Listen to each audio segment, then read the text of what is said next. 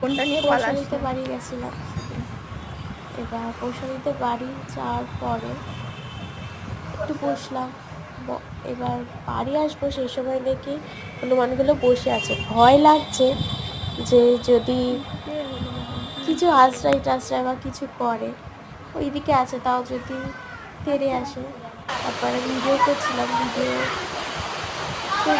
যেহেতু অনেক সময় দেখা যায় যে ফোন টোন নিয়ে চলে যায়, তাই ভয়ও লাগছিলো, ভয় ভয় ভিডিও করলাম।